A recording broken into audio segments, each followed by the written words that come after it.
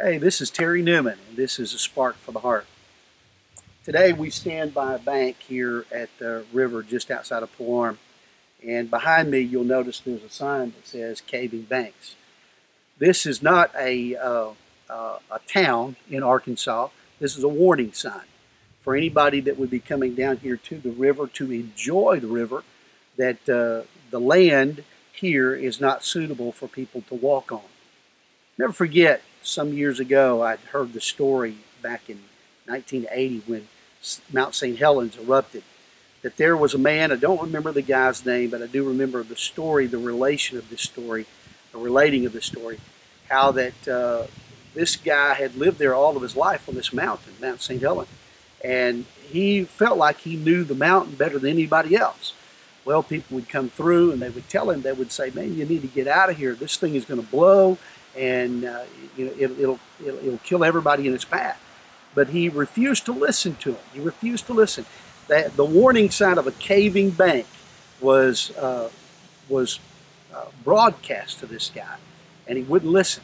Well, history tells us that Mount St. Helens on May the 18th, 1980, erupted.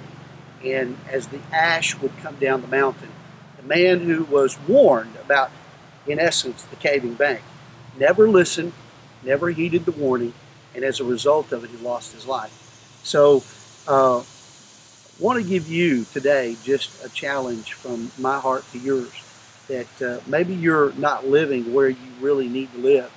Maybe you remember growing up in church and hearing the stories and hearing the preaching, but yet for some reason or other, you have wandered away from God. And today, in this little devotional, God is giving you an opportunity or an invitation to come back home. He's giving you a warning of caving banks, or the possibility of a Mount St. Helens erupting in your life.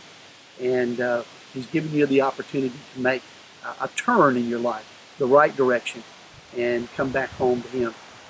If you are listening to us today, maybe that's you, I want you just to pause with us as we just pray and ask the Lord to forgive you of your sin and make you in right relationship with Him.